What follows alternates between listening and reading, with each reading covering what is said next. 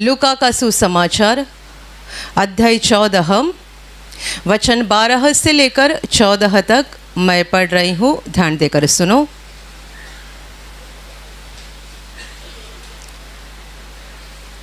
तब उसने अपने नेवता देने वाले से भी कहा, जब तू दिन या रात का भोज करे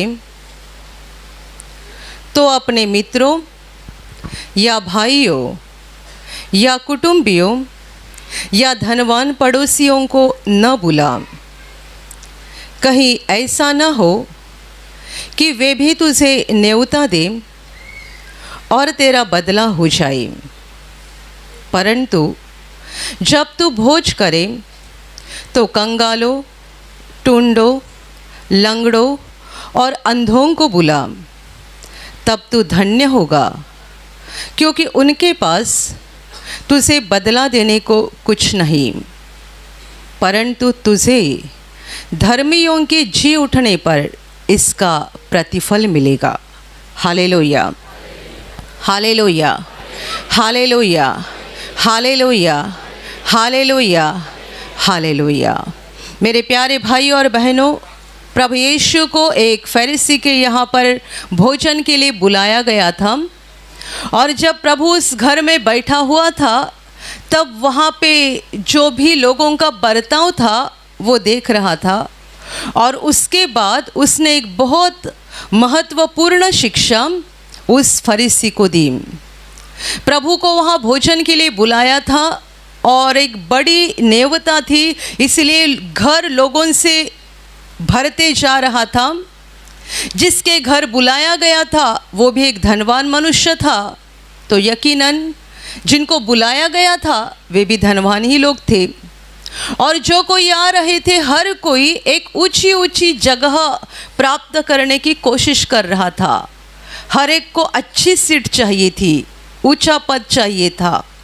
प्रभु देख रहा था लोग कैसे अपनी कुर्सी को चुन रहे हैं और कैसे अपनी कुर्सी पकड़कर बैठ रहे हैं।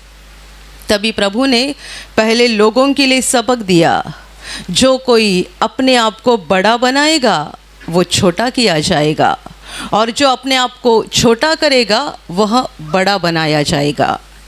ये शिक्षा दी वहाँ मौजूद लोगों को। और फिर फरीसी से कहा, जिसने प्रभु को न्योता दिया था, भोजन के लिए बुलाया था, उसे प्रभु ने कहा, जब कभी तू भोज करेगा, न्योता देगा, दिन या रात जब कभी न्योता देगा, तब अपने भाइयों को, कुटुंबियों को, अपने मित्रों को या धनवान पड़ोसियों को मत बुलाया करो। कहीं ऐसा न हो कि वे भी तुझे न्योता के लिए बुलाएंगे और तुम्हारा बदला हो जाएगा। तुमने उनको खिलाया, वो भी तुमको खिलाएंगे, बराबरी हो जाएगी। पर जब कभी न्योता दोगे तो कंगालों, टुंडों, लंगड़ों और अंधों को बुलाओ, क्योंकि उनके पास तुम्हें वापस देने के लिए कुछ नहीं है, तुम्हारा बदला करने के लिए उनके पास कुछ नहीं है। वे दोबारा न्योता नहीं देंगे, वो नहीं बुलाएंगे। प्रभु कहता है, तब तुम धन्य हो जाओगे, क्योंकि धर्मियों के जी उठने पर तुम्हें इसका प्रतिफल मिल जाएगा। Hallelujah, hallelujah, hallelujah. प्रभु यीशु की हर शिक्षा ऐसी ही थी जो दुनिया के एकदम विपरीत थी। लोग जिस रास्ते से जा रहे थे, प्रभु हमेशा कहता था, इससे मत जाया करो, इससे जाया करो। प्रभु दूसरा ही रास्ता दिखाता था, विपरीत मार्ग बताता था। पर दुनिया का मार्ग अधर्म से, पाप से, स्वार्थ से, अहंकार से और हर प्रकार की बुराई से भरा हुआ था। और प्रभु जो मार्ग बताता था वो पवित्रता का मार्ग था, सच्चाई का रास्ता था, अनंत जीवन का रास्ता था। हम जानते हैं, हम भी जब कभी भोजन करते हैं या न्योता देते हैं, लोगों को आमंत्रण करते हैं, बुलाते हैं, किन को बुलाते हैं? जो वापस हमें बुलाएंगे और हमारा बदला कर देंगे। आप कभी किसी के ब्याह में, शादी में जाते हो या किसी पार्टी में जाते हो, किसी को कुछ गिफ्ट देते हो, बाद में जब आपके घर कोई कार्यक्रम रहता है, यदि वो लोगों ने वापस आके नहीं दिया तो आप कुड़कुड़ाते हैं ना, मैंने तो उसको दिया था, ये नहीं मुझे वापस देने के लिए आया। पूरा संसार यही कर रहा है। हम उन्हीं लोगों को दिया करते हैं जिनके पास वापस मिलने की हमें कोई उम्मीद है, उनको नहीं देते हैं जिनसे वापस मिलने की कोई उम्मीद नहीं है। प्रभु फरीसी के घर था, धनवान मनुष्य था ये, और देख रहा था कि उसके धनवान पड़ोसी, उसके धनवान दोस्त, उसके धनवान रिश्तेदार कैसे आ रहे हैं और कैसे अहंकार के साथ बड़ा बड़ा पद लेकर बैठ रहे हैं। प्रभु ने उससे कहा, ये लोग तो दोबारा तुझे भी बुलाएंगे, वो तुझे भी न्योता देंगे, और आज तूने उनको भोजन खिलाया, कल वो खिलाएंगे, बराबरी हो जाएगी, तुझे इसका कोई प्रतिफल नहीं मिलेगा। पर यदि परमेश्वर से प्रतिफल चाहते हो तो कंगालों को बुलाओ, लंगड़ों, अंधे, टुंडे, ऐसे लोगों को बुलाओ जिनके पास तुम्हें फेर देने के लिए, तुम्हारा बदला करने के लिए कुछ नहीं है। ऐसे लोगों को बुलाओ और उनको भोजन खिलाओ। ऐसा जब तुम करोगे तभी तुम सच्चाई से धन्य हो जाओगे, क्योंकि वो लोग तुम्हें वापस कुछ नहीं देंगे, पर धर्मियों के जी उठने पर तुम्हें प्रतिफल मिलेगा। यानी कौन देगा? परमेश्वर देगा।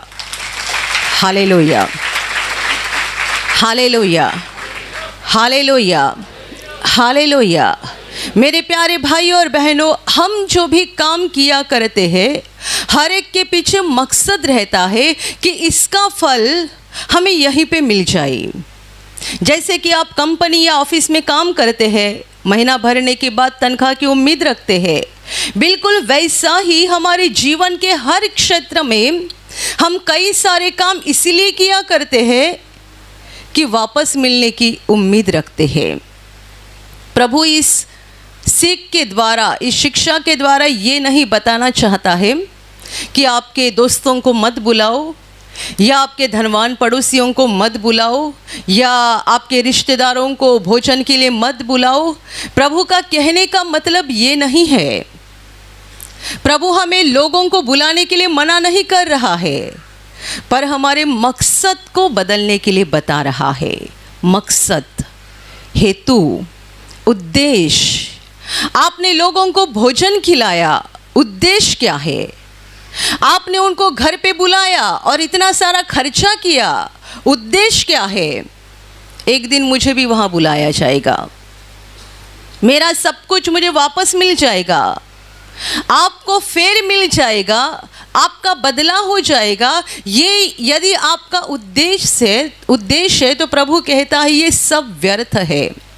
हमारा उद्देश्य ये होना चाहिए, हम जो भी कर रहे हैं इसका प्रतिफल दुनिया से नहीं और मनुष्यों से नहीं, बल्कि स्वर्ग से आना चाहिए, परमेश्वर से मिलना चाहिए। Hallelujah, hallelujah, hallelujah. कल ही हमारे काउंटर के ऊपर जो बहन रहती है उसने मुझे बताया, एक बहन कल प्रार्थना में आई थी और उसको कुछ दान देना था। गरीब साधारण बहन थी, उसने एक छोटी सी रकम दान कर दी, पर वो दान करने के पहले वहाँ कोने में जाके बैठी, उसने पैसा गिना, एनवलप में डाल दिया और काउंटर की सिस्टर के हाथ में दे दिया। तो हमारी सिस्टर ने पूछा कितना है, क्योंकि एनवलप के ऊपर लिखना चाहिए ना कितना है, तो कितना है पूछा। तो वो पास खड़े हुए दूसरे लोगों की ओर देखने लगी और फिर नज़दीक जाके उनके कान में धीरे से बताया, और फिर बोलती है, दाहिने हाथ का बाएं हाथ को भी नहीं समझना चाहिए ना। Hallelujah, hallelujah. मुझे सुनकर बहुत हंसी आ गई और मैंने कहा ये बुद्धिमान औरत है।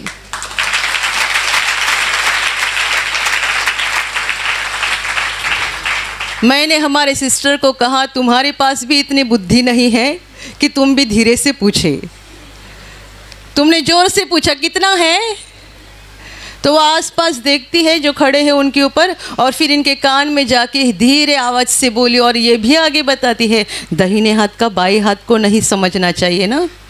ये अनपढ़ साधारण औरत है। मैंने कहा, मुझे लगता है 1 या 2 सप्ताह पहले ही मैंने प्रवचन में बात बताई थी। मैंने उसको कहा आपने नहीं सुना होगा, लेकिन उसने सुना और उसे ग्रहण भी कर लिया। Hallelujah, hallelujah, hallelujah. यदि उसे लोगों की ओर से प्रतिफल चाहिए तो जोर से बोल सकती थी।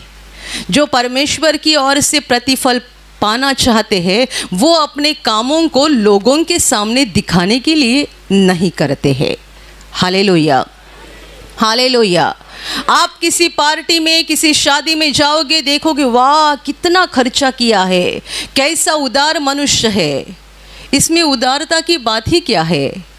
वो आज खर्चा कर रहा है, कल जिन जिनको बुलाया है उनके साथ भी वैसा ही हो जाएगा, वे भी उनको बुलाएंगे, वे उन्हीं को बुलाते हैं, और आप लोग भी उन्हीं को बुलाते हैं जिनसे आपको फेर मिलने की आशा है, उम्मीद है।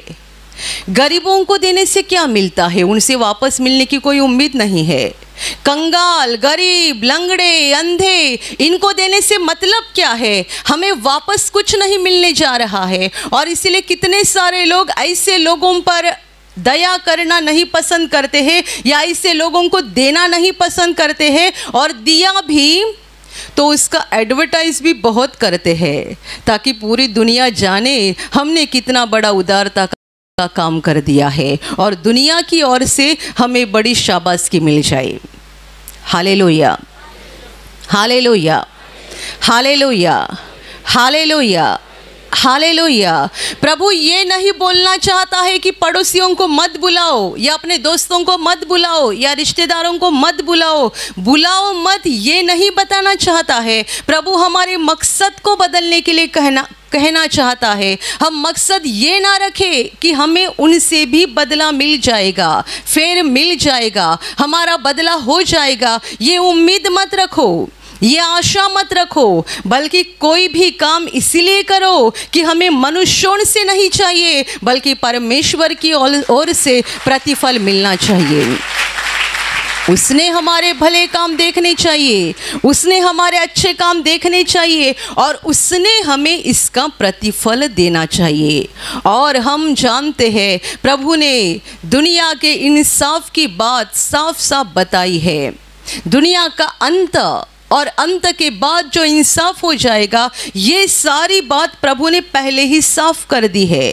हम नहीं बता सकते हैं कि मुझे नहीं मालूम अंत कैसा हो जाएगा, और मैं नहीं जानता कि अंत के बाद क्या हो जाएगा। हम ऐसे एक परीक्षा दे रहे हैं, जिस परीक्षा में कौन से सवाल आने जा रहे हैं पहले ही जानते हैं, उसका जवाब क्या है वो भी पहले ही जानते हैं, तो भी जवाब लिखना पसंद नहीं करते हैं। ऐसी परीक्षा दे रहे हैं जिनके सवाल भी जानते हैं, जवाब भी जानते हैं, तो जवाब लिखना पसंद नहीं करते हैं। प्रभु यीशु ने दुनिया का अंत भी बताया है, अंत के बाद इंसाफ कैसा हो जाएगा वो भी बताया है। प्रभु ने कहा है कि वो अपने न्यायासन पर बैठेगा, उसके सामने सारे राष्ट्र के लोग इकट्ठा किए जाएंगे, और उनमें से अधर्मी और धर्मी लोगों को अलग अलग किया जाएगा। धर्मी लोग प्रभु के दाहिने हाथ पे खड़े रहेंगे, और उनसे प्रभु ऐसी बातें करेगा, जब मैं भूखा था तब तुमने मुझे खाने को दिया, जब मैं प्यासा था आपने मुझे पानी पिलाया, जब मेरे पास कपड़ा नहीं था आपने मुझे कपड़ा पहना, जब मेरे पास घर नहीं था आपने मुझे घर में लिया, जब मैं बंदी गृह में था, जेल में था, तब आप मुझे मिलने के लिए आए, जब मैं बीमार था तब आपने मेरी सेवा की। प्रभु धर्मियों से कहेगा, जो दाहिने हाथ पे खड़े हैं उनको कहेगा, आपने मुझे खाना खिलाया, पानी पिलाया, मेरी सेवा की, मुझे घर में लिया, मुझे कपड़ा दिया। और धर्मी पूछेंगे, प्रभु ये सब हमने आपके लिए कब किया? कब आप भूखे थे और हम खाना खिलाया? कब आप प्यासे थे, हमने पानी पिलाया। आप बीमार कब थे और हमने आपकी सेवा की। ये सारी बातें हमने आपके साथ कब की है। प्रभु कहेगा, इन छोटे में से एक के लिए तुमने किया, इसका मतलब वो मेरे लिए किया। हालेलुया। अंत की परीक्षा का सवाल और जवाब पहले ही लिखा है। जवाब है, सवाल है, सब कुछ इसमें लिखा हुआ है।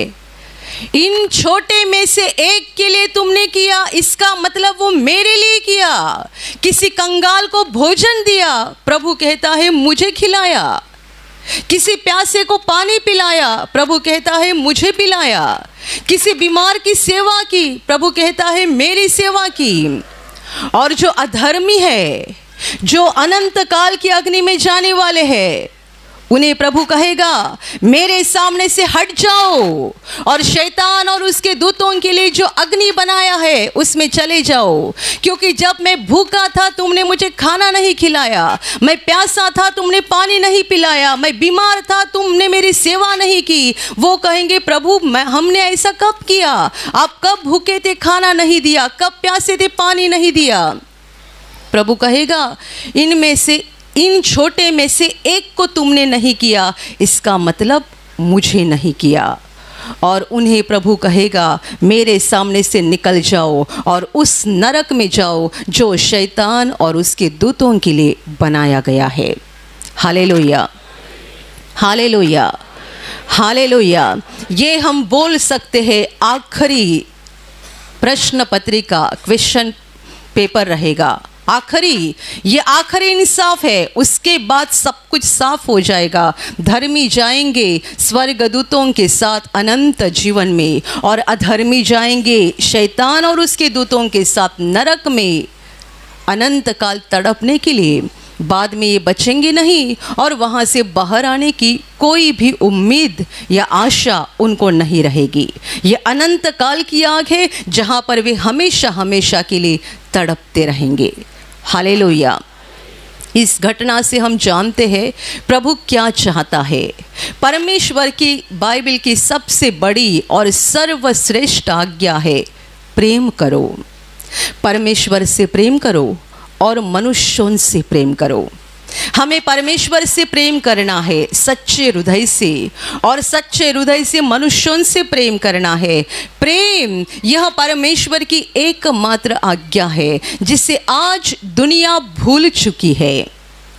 हम कुत्तों पर प्रेम करते हैं, बिल्ली पर प्रेम करते हैं और मनुष्यों से नफरत करते हैं। बूढ़े माँ बाप से नफरत करते हैं और घर में कुत्ता पाला है उसे बेटे के समान प्रेम कर रहे हैं। परमेश्वर की आज्ञा क्या है? सच्चे हृदय से परमेश्वर से प्रेम करो और सच्चे हृदय से मनुष्यों से प्रेम करो। कई लोग सोचते हैं कुत्ते या बिल्ली की हत्या करना एक बड़ा गुनाह है या बड़ा पाप है। एक बहन ने इसी शुक्रवार गवाही दी। जब मैंने उस गवाही को सुना मुझे बीच में थोड़ी सी हंसी आ गई। वो कहती है मेरे घर में बहुत चूहे हुए थे और मैंने चूहे मारने की दवाई भी लाई थी, पर मुझे याद तभी आती थी जब मैं यहाँ प्रार्थना के लिए आने को निकलती थी। और प्रार्थना में आने के लिए घर से मुझे जब बाहर पड़ना होता था मैं मन में सोचती थी अभी चूहे मेरे घर में बड़ा नुकसान करेंगे, खाना खराब करेंगे, ये वो सारी चीज़ें खराब करेंगे। पर आज तो प्रार्थना का दिन है, आज चूहे मारने की दवा नहीं रख सकती। हत्या करना पाप है। Hallelujah, hallelujah, hallelujah. ये सुनकर मुझे बड़ी हंसी आ गई कि वो कहती है आज प्रार्थना का दिन है, इसका मतलब क्या बाकी दिन चूहे को मार सकते हैं? प्रार्थना का दिन है तो आज चूहा नहीं मारना चाहिए क्योंकि हत्या करना पाप है। आप जानते हैं परमेश्वर की नज़र में कौन सी हत्या पाप है? जब आप किसी मनुष्य से नफरत करते हैं, परमेश्वर कहता है तुमने उनकी हत्या की है। किसी मनुष्य से नफरत करते हैं, उन पर उनके साथ जलन रखते हैं, बुरा व्यवहार करते हैं, परमेश्वर कहता है तुमने उनकी हत्या कर दी है। परमेश्वर की नज़र में मनुष्यों की हत्या ये एक बड़ा गुनाह है। प्राणी, पंछी, जानवर, ये सारी बातें या सारी सृष्टि जो है वो परमेश्वर ने मनुष्यों के लिए बनाई है और उनमें कोई आत्मा नहीं है। उन्हें परमेश्वर ने प्राण दिया है, आत्मा नहीं है। कुछ दिन पहले मैंने प्रवचन में लोगों को बताया था, मुर्गा काट कर खाना पाप नहीं है, पर किसी का मुर्गा चुरा कर खाया वो तो पाप है। Hallelujah, hallelujah. आप मुर्गा चुरा कर काटोगे और कहोगे कि ये मैंने हत्या का पाप किया। नहीं, हत्या का पाप नहीं, आपने किसी मनुष्य को फंसाया, ये पाप है। मुर्गा काट कर खाना ये पाप नहीं है, मछली खाना पाप नहीं है, जानवर मारना पाप नहीं है, पर इसके पीछे मकसद क्या है ये परमेश्वर देखता है। हम मनुष्यों से प्रेम रखें, ऐसी परमेश्वर की इच्छा है। कई सारे लोग गवाही देते हैं, हमारी भैंस दूध नहीं दे रही थी, हमने उनके लिए प्रार्थना की और भैंस दूध देने लगी। या कोई पालतू जानवर बीमार हो गया था, हमने प्रार्थना किया और अच्छा हो गया। मैं लोगों को कहती हूँ, परमेश्वर उस जानवर से प्रेम करता है, इसीलिए नहीं ठीक करता है, बल्कि जानवर का जो मालिक है ना, उससे प्रेम करता है और इसीलिए जानवर को ठीक करता है। Hallelujah, hallelujah. परमेश्वर का सबसे पहला प्रेम मनुष्यों के ऊपर है, क्योंकि बाइबल कहती है परमेश्वर ने मनुष्य को अपने स्वरूप के अनुसार बनाया है। दुनिया का हर एक मनुष्य ये परमेश्वर का स्वरूप है। कुत्ता या बिल्ली या कोई भी जानवर परमेश्वर का स्वरूप नहीं है, उनमें कोई आत्मा परमेश्वर ने नहीं डाली है। आत्मा मनुष्यों को दी गई है और मनुष्य परमेश्वर के स्वरूप के अनुसार है और इसीलिए मनुष्यों पर परमेश्वर सबसे पहला प्रेम करता है और हमें भी यही आज्ञा है कि हम दूसरे मनुष्यों से प्रेम करें। Hallelujah, hallelujah, hallelujah, hallelujah. हम गरीबों को देखते हैं, कौन सी नज़र से देखते हैं? हम भिखारियों को देखते हैं, कौन सी नज़र से देखते हैं? क्या जब गरीब व्यक्ति को देखते हैं आपके दिल में तरस आता है? आप उनकी मदद करना चाहते हैं? यदि आपके दिल में तरस आता है, अंधे को देखकर, लंगड़े को देखकर, कंगालों को देखकर, टुंडों को देखकर यदि आपके दिल में तरस आती है, तो जान लेना आपके दिल में परमेश्वर का प्रेम उतर रहा है। Hallelujah, hallelujah. और यदि आपको कुछ नहीं लग रहा है और आप यूं ही पास होके निकल जा रहे हो, इसका मतलब आपका दिल पत्थर बन गया है। पत्थर, आप बड़े खतरनाक हालत में हो क्योंकि आपका दिल पत्थर बन गया है। आप मनुष्यों के सामने ऐसे पेश होते हो कि लोग आपको भला कहे, लोग कहे कितनी भारी व्यक्ति है, कितनी सज्जन व्यक्ति है, कितनी अमीर व्यक्ति है, ऐसा लोग आपके बारे में जाने बोले, ऐसा आप चाहते हैं। और कंगाल को देखकर आपको तरस नहीं आती है, अंधे को देखकर आपको तरस नहीं आती है, लंगड़े को देखकर आपको तरस नहीं आती है। इसका मतलब आपका दिल पत्थर बन गया है, आपके अंदर परमेश्वर का प्रेम जरा भी बचा हुआ नहीं है। Hallelujah, hallelujah, hallelujah. जब आप बस में बैठते हैं और सामने कोई बूढ़ी व्यक्ति खड़ी होती है, क्या आपको तरस आता है? मैं जवान हूँ, मैं खड़ा हो सकता हूँ, मैं खड़ी हो सकती हूँ, पर इन्हें जगह मिलना ज़रूरी है। आप उठकर उनको जगह देते हैं? यदि ऐसा आपको लगता है और आप उठकर जगह देते हैं, तो आपके दिल में परमेश्वर का प्रेम उतर रहा है।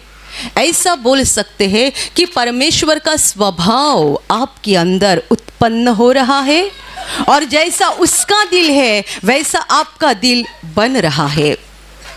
पर यदि बूढ़े व्यक्ति को पास खड़े हुए देखकर आप दूर देख रहे हैं कि इनसे मेरा कोई रिश्ता नहीं है, मैं तो पहले आया हूँ, मैंने पहले सीट पकड़ी, मैं क्यों खड़ा हो जाऊँ, मैं क्यों खड़ी हो जाऊँ, मैं क्यों उनको जगह दूँ, यदि आपको ऐसा लग रहा है तो आपका दिल पत्थर बन गया है। आपके अंदर परमेश्वर का स्वभाव नहीं बल्कि उस दुष्ट शैतान का स्वभाव है। Hallelujah, hallelujah, hallelujah. इसीलिए तो ऐसे अधर्मी जिन्होंने दूसरों के लिए कुछ नहीं किया है उनको परमेश्वर नरक में डालेगा, क्योंकि जो दूसरों पर प्रेम नहीं करता है उनमें परमेश्वर का स्वभाव नहीं होता, बल्कि उस दुष्ट शैतान का स्वभाव होता है। जिन्हें दूसरों पर तरस नहीं आता है, दया नहीं आती है। हम बाइबल में पढ़ते हैं कि जब प्रभु आराधनालय में लोगों को उपदेश कर रहा था और लोग बड़ी शांति से सुन रहे थे, तब प्रभु का ध्यान एक औरत पर गया जो कुबड़ी थी, 18 वर्ष से कुबड़ी थी। प्रभु ने अपनी बातें रुकाई और उसे पास बुलाया।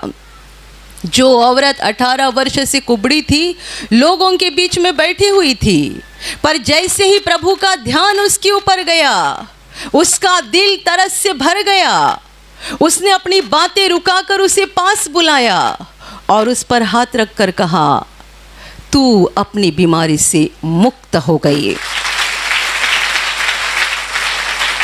और जैसे ही प्रभु ने कहा तू अपनी बीमारी से मुक्त हो गई, 18 साल का उसका कुबड़ेपन पूरी तरह से खत्म हो गया और वो सीधी खड़ी हो गई। हालेलुया। कितने बार हम बाइबल में पढ़ते हैं कि प्रभु ने बीमार लोगों को देखा, उसका दिल तरस से भर गया। उसने जब कंगालों को देखा, बीमारों को देखा, ऐसे दुर्बल और निर्बल लोगों को देखा, प्रभु का दिल तरस से भर गया। रोते हुए लोगों को देखा, उसका दिल तरस से भर गया। परमेश्वर जो प्रेम से भरा हुआ है, करुणा से भरा हुआ है, दया से भरा हुआ है, प्रभु यीशु ने परमेश्वर को प्रकट किया कि परमेश्वर कैसा है, उसका स्वभाव कैसा है। यूहन्ना ने लिख रखा है कि परमेश्वर को कभी भी किसी ने देखा नहीं है। वो न दिखने वाला परमेश्वर है जो अगम्य ज्योति में रहता है। उसे आज तक किसी मनुष्य ने देखा नहीं है, पर जो इकलौता जन्मा हुआ अर्थात यीशु मसीह, उसने परमेश्वर को दुनिया के सामने प्रकट किया है कि परमेश्वर है कैसा, उसका दिल कैसा है, उसके विचार कैसे हैं, उसकी सोच कैसे है। यीशु ने प्रकट किया। जब जब उसने दुर्बल लोगों को देखा, बीमार लोगों को देखा, रोते हुए लोगों को देखा, प्रभु का दिल तरस से भर गया। Hallelujah, hallelujah, hallelujah. यदि आपके दिल में तरस है दूसरों के लिए, तो आपके अंदर परमेश्वर का स्वभाव आ रहा है। और यदि आपके दिल में तरस ही नहीं आता है, यदि आपको किसी का दुख देखकर खुद को कुछ नहीं लगता है, इसका मतलब आप एक पत्थर दिल वाले व्यक्ति है। कई लोगों की समस्या होती है कि उनके आंखों से आंसू भी नहीं निकलते हैं। एक औरत ने मुझे कहा, कितने सालों से मैं रोई नहीं हूँ, मैं किसी का कितना भी बड़ा दुख देखती हूँ, मुझे कुछ नहीं लगता है, थोड़ा भी फर्क नहीं पड़ता है। बड़ा दुख भी देखूँ तो भी फर्क नहीं पड़ता है। मेरे घर के लोगों का भी दुख मैं देखती हूँ, मुझे कुछ फर्क नहीं पड़ता है। इसका मतलब अंदर शैतान का स्वभाव है, वो बदलना चाहिए और परमेश्वर का स्वभाव हमारे अंदर उत्पन्न होना चाहिए। हालेलुया। एक औरत अपने बीमार सास की सेवा तब करेगी जब उसके अंदर परमेश्वर का स्वभाव रहेगा। एक औरत अपने बीमार ससुर की सेवा तब करेगी जब उसके अंदर परमेश्वर का स्वभाव रहेगा।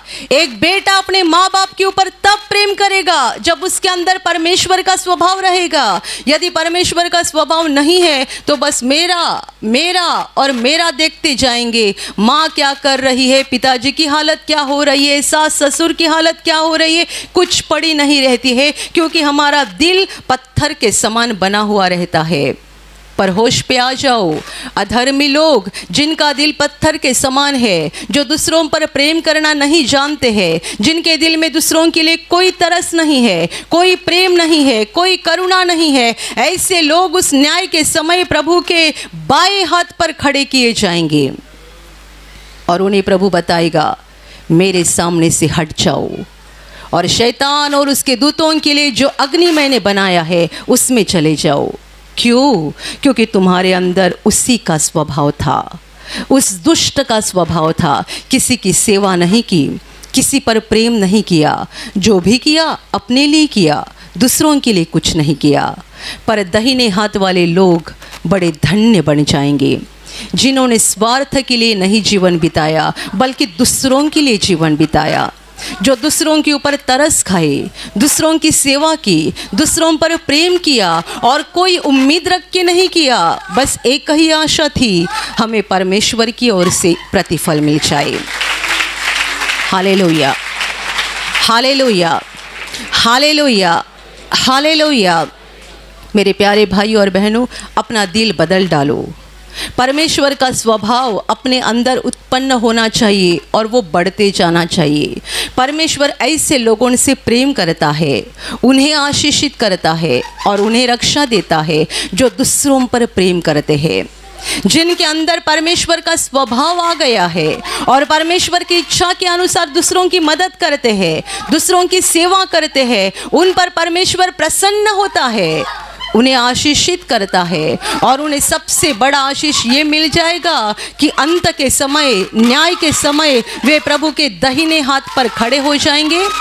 और ऐसे धर्मियों के बारे में लिखा गया है, प्रभु उन्हें कहेगा, आओ मेरे पिता के राज्य में, ये सब कुछ तुम्हारे लिए रखा था, ये ले लो, ये तुम्हारे लिए रखा है। ये धर्मी लोग प्रभु के साथ स्वर्ग में जाएंगे और परमेश्वर की अनंत महिमा में रहेंगे। दोबारा रोएंगे नहीं, आंसू नहीं बहाएंगे, दोबारा कोई दर्द या परेशानी उनके साथ नहीं रहेगी। Hallelujah, hallelujah, hallelujah. परमेश्वर प्रेम है, प्रेम है और अनंत प्रेम है। प्रभु यीशु का क्रूस का बलिदान ये परमेश्वर के प्रेम का सबसे बड़ा सबूत है कि हम पापी होकर भी हमें बचाने के लिए परमेश्वर इंसान बना, धरती पर आया और हमारे पापों का बोझ उठाकर उसने क्रूस पर बलिदान किया। प्रभु ने अपना लहू बहाया ताकि हमें अपना लहू बहाने की ज़रूरत ना पड़े। प्रभु ने खुद का लहू बहाया ताकि हम नरक में ना जाए बल्कि स्वर्ग में पहुँचे। ये परमेश्वर का कितना बड़ा प्रेम है कि हम पापी होकर भी उसने हमें ग्रहण किया, हमारा स्वीकार किया और हमारे पापों का दंड खुद लेकर उसने हमें बचाया। यदि उसने हम पर इतना प्रेम किया है तो हमें दूसरों पर कितना प्रेम करना चाहिए। Hallelujah, hallelujah, hallelujah. कोई शराबी व्यक्ति जो प्रार्थना में आते हैं, उनकी शराब छूट जाती है, अच्छे बन जाते हैं, साफ सुथरे बन जाते हैं। मतलब जब भी पहले आए थे तब उनके कपड़े का भी कोई ठिकाना नहीं था, कपड़ा कैसा पहना है, कितना गंदा है, क्या है, उन्हें किसी चीज़ का होश नहीं था। प्रार्थना में आने के बाद परमेश्वर का अनुग्रह हो गया, अभी शराब छूट गई, अभी अच्छे कपड़े पहनकर प्रार्थना में आता है, अच्छा इंसान बन गया, एक सभ्य इंसान नजर आने लगा। अभी आगे जाकर उसने क्या करना चाहिए बताओ?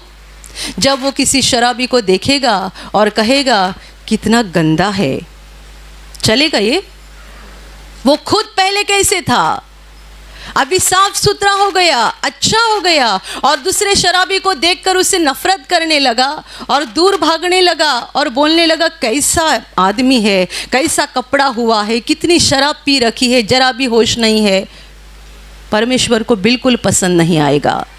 तुम भी वैसे ही थे ना, मैंने तुम्हें बदल दिया, तो अभी तुम्हारा काम क्या है? उन्हें भी सुसमाचार सुनाओ और उनके लिए प्रार्थना करो कि हे प्रभु, जैसा अनुग्रह मेरे ऊपर किया और मुझे बदल दिया, वैसा इसके ऊपर भी कर और इसे भी बदल दे।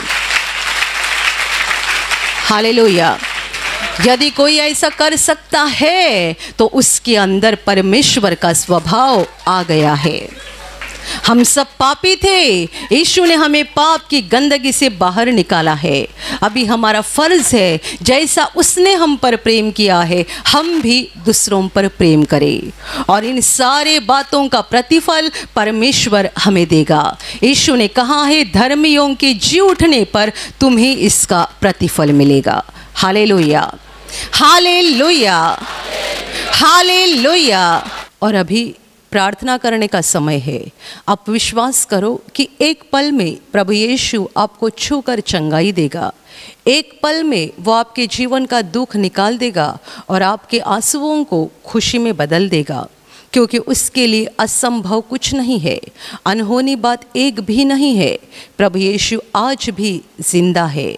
2000 वर्ष पहले वो शरीर रूप में धरती पर था, आज शरीर रूप में नहीं बल्कि आत्मा के रूप में है। और दुनिया के कोने कोने में जहाँ जहाँ लोग विश्वास के साथ उसको पुकारते हैं, उसके पास प्रार्थना करते हैं, उन सबों की पुकार को प्रभु सुनता है, उन्हें चंगा करता है, उनके आंसुओं को पोंछ देता है और उनके जीवन को खुशी से भर देता है।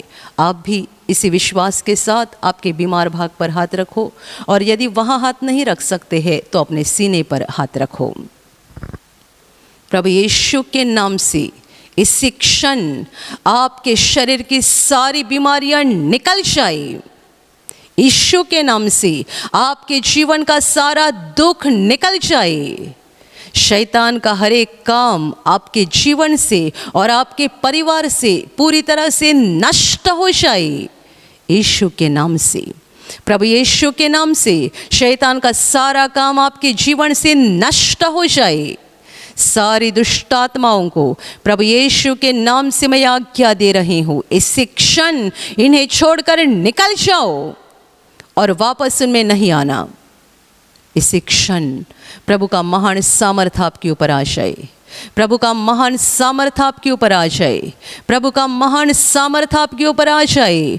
इसी घड़ी पवित्र आत्मा की खुशी आपके दिल में आ जाए, पवित्र आत्मा की शांति आपके दिल में आ जाए और आपका जीवन स्वर्ग की रोशनी से भर जाए। आमीन।